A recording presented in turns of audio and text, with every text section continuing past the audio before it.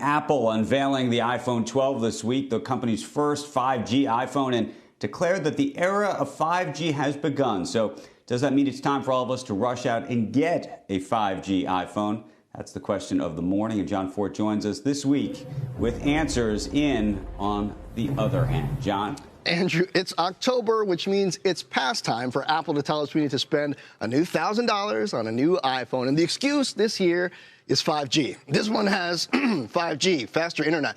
My 4G LTE signal keeps dropping in my neighborhood 8 years after the first 4G iPhone came out. Can we fix that first? I'm serious. I bought a new phone earlier this year, an iPhone SE, because I specifically knew I do not need a 5G iPhone. And I'm a tech guy. I mean, we're in a pandemic. Life is short. Money's tight. 5G is going to take years to get to a good level of coverage and high-level speeds. You don't need to be online tomorrow pre-ordering a 5G iPhone. You're better off buying a 5G phone when the hype dies down and the practicality dials up.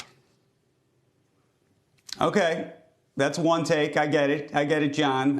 If a lot of people think like you, Apple is going to have a hard time, though, selling the iPhone 12 tomorrow. Yeah. Is that what's going to happen? Well, on the other hand, did you see Apple's presentation on Tuesday? I mean, I've been bagging on 5G a bit. The networks aren't ready. And then Verizon CEO got on stage with Tim Cook, and they said the era of 5G is here. That doesn't mean I believe them, but I do think they're serious about gearing up. So people keep their phones for like 3 or 4 years now, right? We don't upgrade every year. If you need a new phone now, you might as well buy the 5G one, because in 2 years, when the networks are ready, you'll be wishing your phone had 5G, and all your friends will be zipping by you on the information superhighway. So, I mean, the question here isn't, should you buy a phone you don't need? Of course not. But if you're going to buy a phone, it would be irresponsible at a moment like this not to buy one with 5G and a great camera, I guess.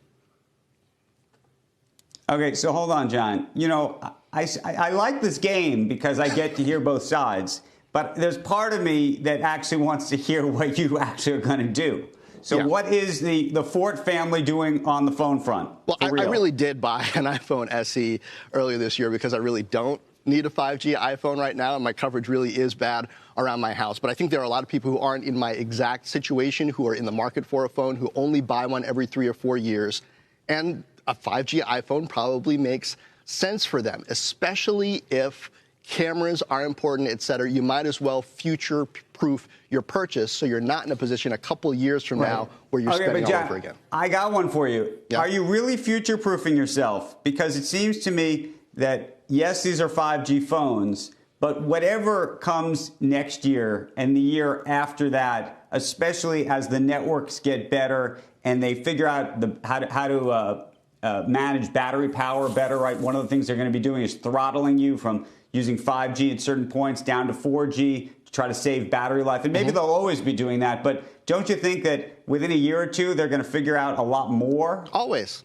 Always, Andrew. But when we're buying a car, we don't do this. We don't say, oh, well, I need a car now, but I'm going to wait until next year, you know, when there's better digital dashboard in the package. No, you buy a car now.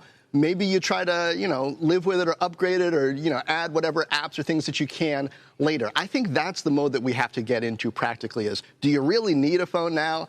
If so, then consider the best option for you, what's available right now. But, I mean, if you're just shopping for fun, that's a whole different issue. Okay, and then final prediction for the investor class out there.